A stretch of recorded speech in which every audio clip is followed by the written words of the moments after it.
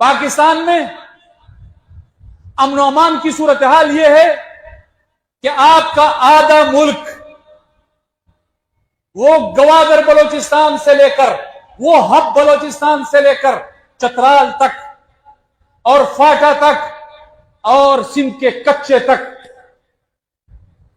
ये सब बदअमनी की लपेट में। आपका Balochistan Baloch belt no go area बन चुका है। अब आपका पश्तून बेल्ट भी नो गो एरिया बनता चला जा रहा है। हमारे केपी के जनूबी अजला, उसमें शाम के बाद आप रोडों पर सफर नहीं कर सकते। आपके थानों में पुलिस शाम के बाद महसूर हो जाती है। आपका फाटा नो गो एरिया बन चुका है।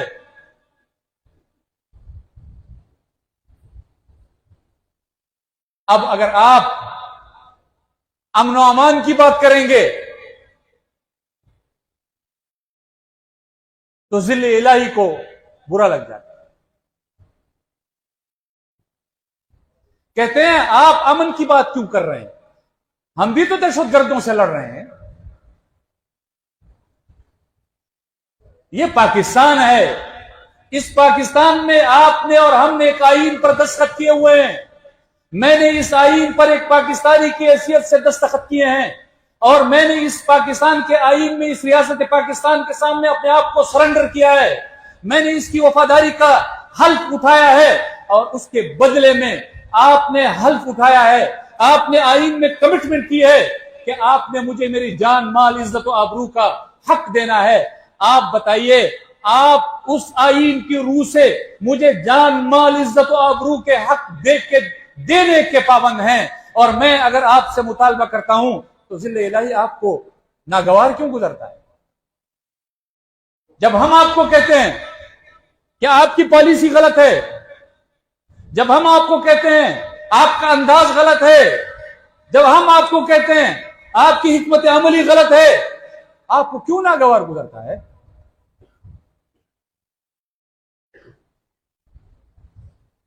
आपके आसपास में ऐसी मखलूक है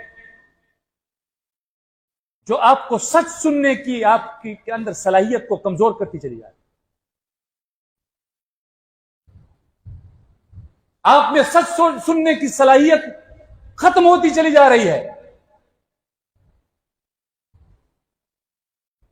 वो क्या शेर है कि लगा के आग शहर को बादशाह ने कहा, लगा के आग शहर को बादशाह ने ये कहा, उठा है दिल में आज तमाशे का शौक बहुत, और झुका के सर को सभी शाह परस्त बोल उठे, झुका के सर को सभी शाह परस्त बोल उठे, हजूर शौक सलामत रहे शहर और बहुत।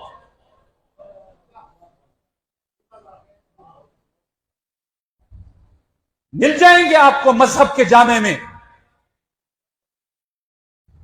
मिल जाएंगे आपको साहिबान जुब्बो दस्तार जो हर हुकूमत को मुयस्सर होते हैं, मिल जाएंगे आपको आपकी मदह सराई करने वाले कि जिनका आका एक है। वो इमरान खान की काबीना हो तब भी वजीर और मुशीर रहते हैं, वो शहबाज शरीफ की काबीना हो तब भी वजीर और मुशीर रहते हैं। मिल जाएंगे आपको इस तरह के शाह के वफादार आपको मिल जाएंगे। लेकिन हुजूर, आधा पाकिस्तान जल रहा है, आपके हाथ से सिरक रहा है, जा रहा है, और हम चीख चीख कर पाकिस्तान के शहरी आपको बता रहे हैं कि खुदा के लिए पाकिस्तान पर हम।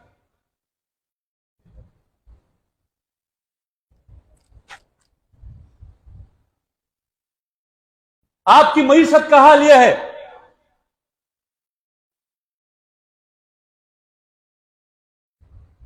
कि आपकी मईशत IMF के हाथों गिरवी है।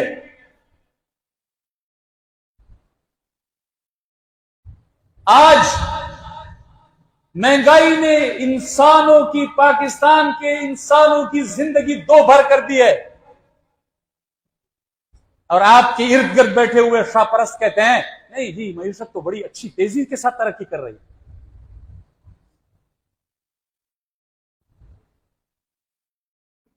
तो अगर मईशत तरक्की कर रही है तो बेरोजगारी की शरह क्यों बढ़ रही है? अगर मईशत तरक्की कर रही है तो महंगाई की शरह क्यों बढ़ रही है? अगर मईशत तरक्की कर रही है तो नौजवान आपके मुल्क से जा क्यों रहा है? अगर मईशत तरक्की कर रही है तो तेल की कीमतें रोज आसमानों की तरफ क्यों बढ़ती चली जा रही हैं?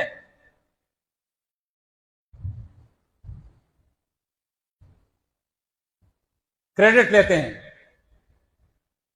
हम भी कहते हैं बहुत अच्छी बात है, हम आपको क्रेडिट देते हैं कि जी इसराइल और अमेरिका ने जो जारहियत ईरान के खिलाफ की, हमने उसमें मुफाहमत का किरदार अदा किया।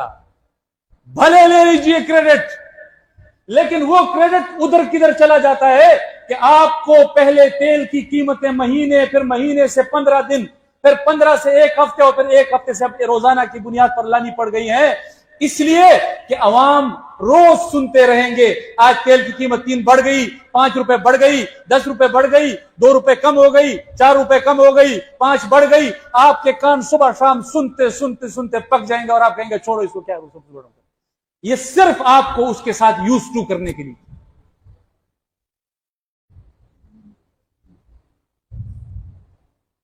कहां है आपकी मईशत? कहां है आपका निजाम?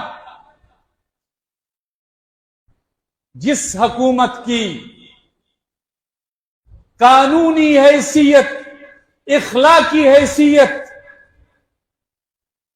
इतनी हो कि वो एक मोहसिन नकवी की तकरीर का बोझ न सह पाए, ऐसी हुकूमतों को तो लात मारकर बंदे को छोड़ देना। आप में इतनी इखलाकी जुर्रत भी नहीं है कि आपका एक वजीर, आपकी काबीना में बैठा हुआ वजीर, वो आप पर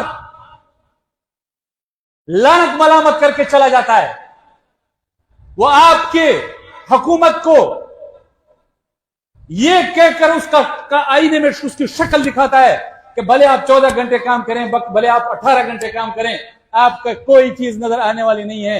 आपकी काबीना में बैठा हुआ आपका वजीर कहे कि निजाम कोलैप्स कर चुका है, आपकी काबीना में बैठा हुआ शख्स आपके बारे में कहे कि जी इनकी गवर्नेंस नाकाम हो गई है, और आप उसकी तकरीर के जवाब में लब सीते हुए पुरानी तनख्वाह पर नौकरी करते हुए बैठ जाएं, तो आपका अपना मिनिस्टर ही कहा करता था ना कि कोई शर्म होती है, कोई हया होती है।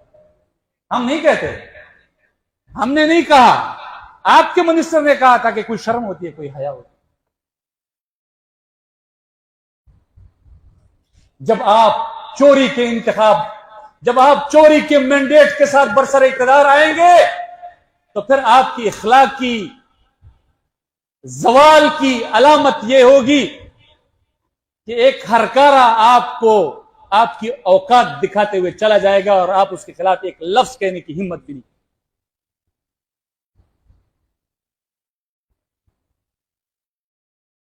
यह औकात है इस निजाम की।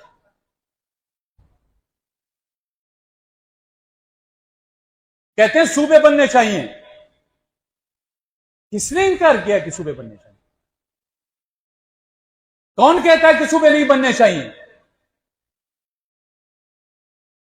यह इंतजामी मसला है।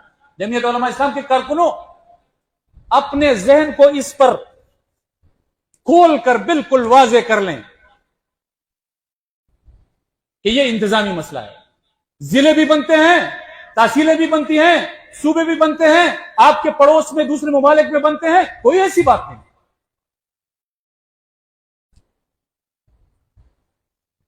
लेकिन कल मौलाना साहब ने क्या खूब उसके बारे में बात की है कि एक घर में अगर भाई हों और खुदा न खास्ता घर में आग लग जाए, तो वो भाई पहले घर की आग बुझाएंगे या पहले बैठकर आपस में कहेंगे कि ये हिस्सा तुम ले लो, ये हिस्सा तुम ले लो, इसके 4 होने चाहिए, इसके 8 होने चाहिए, इसके 10 होने चाहिए। आपका मुल्क जल रहा है, आप जिस खेती को तकसीम करने की बात कर रहे हैं वो जल रहा है, आप जिस फाटा को तकसीम करने की बात कर रहे हैं वो जल रहा है, आप जिस बलूचिस्तान को तकसीम करने की बात कर रहे हैं वो जल रहा है, आप जिस सिंध को तकसीम करने की बात कर रहे हैं वो बदअमनी का शिकार है। आपके अमन अमान की सूरत हाल ये है, आप रिसोर्सेज नहीं है, मईशत आपकी कमजोर है, आप एक 4 सूबों के वजीर आला और गवर्नरों के अल्ले तल्ले बर्दाश्त नहीं कर सकते। जब 27 और 36 होंगे तो फिर क्या बर्दाश्त करेंगे, और निकलेंगे कहां से? आपके टैक्स से। तो शौक से बनाइए सूबे, लेकिन हालात सूबों की नहीं। आपने कश्मीर का सत्यानाश कर दिया। 78 साल हिंदुस्तान बैकफुट पर, और आप जाहिर की हैसियत में आप दुनिया के सामने केस पेश करते थे। आप कहते थे हिंदुस्तान जुल्म कर रहा है और हम मजलूम कश्मीरियों के साथ हैं। 78 साल के बाद आज कश्मीर के हाथों, आपकी इस पॉलिसी के हाथों आपकी हालत यह हो गई है कि जो 77 साल एक जारे और एक जालिम की हैसियत